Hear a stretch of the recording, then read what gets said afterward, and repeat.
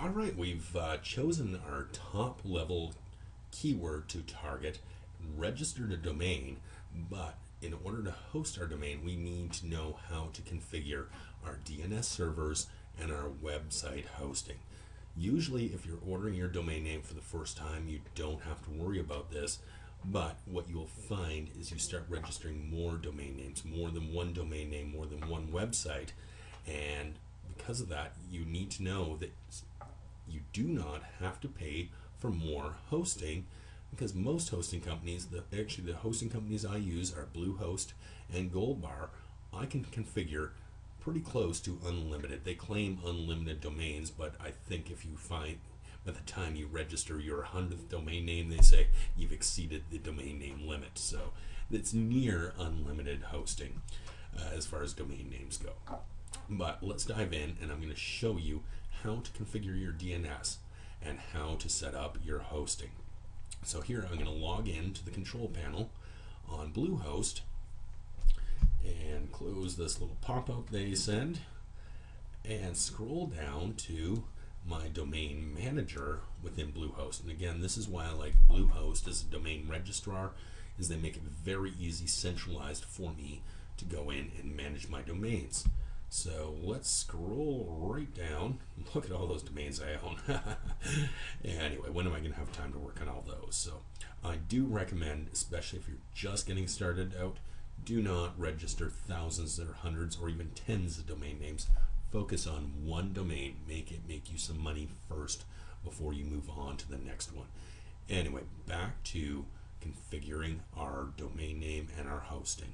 So here I'm going to select the Western Digital domain we just registered, and the first thing I want to do is make sure I configure the DNS servers, the domain name servers. And here I've already done this in advance, but I want to show you how to do it. What I do is, because I'm going to host this on my other hosting package at Goldbar, I select their domain name servers, which come in an email when you order the hosting account. So in this case, you can see right here, ns05.goldbarhosting.com and ns06. So I simply plug that in there, select Save Name Servers, done. Now the internet is going to understand where to go to look up my domain name. Again, you don't need to know the ins and outs of exactly how DNS servers work, but this is something you have to do in order to configure your hosting. Now what I'm going to do is highlight this, which is my domain name, hit Control-C to copy and paste, and again, what I want to tell you is this is a case study of an ideal situation where I find an exact match domain name for my target phrase. Now, you're likely not going to find an exact match phrase.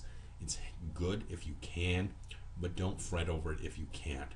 Work variations of the domain or the target keyword into your domain if you can. If you can't, don't get too hung up on that. But let's move forward and show you exactly how to configure the hosting now. So now we've set the DNS servers with our domain name registrar. So I'm going to copy and paste that and head over to the control panel of my master Goldbar domain, which is the VEOreport.com. And what I want to do is select add-on domain names. Again, we're in the control panel. So to get there, I went to VEOreport.com/cpanel. And again, that's the master domain for that hosting company. So what I'm going to do is put in my domain name here, and it's going to autofill that, but this is too long for an FTP username.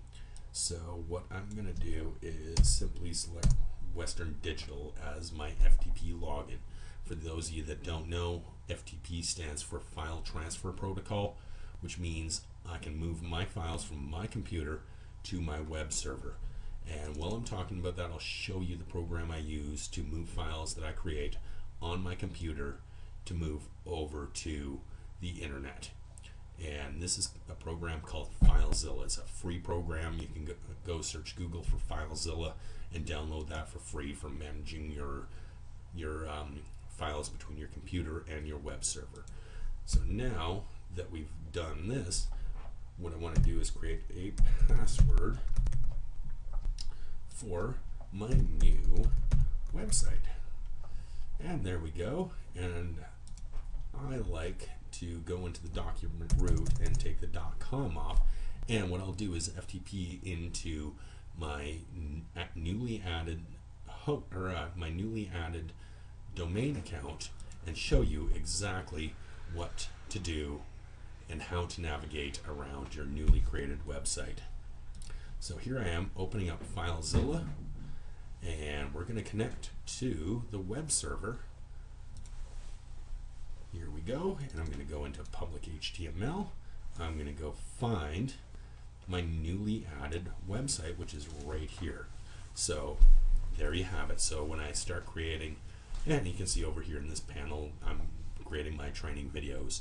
And to navigate into that, I would actually go and add a new directory to my computer that stores all my files for my newly created website.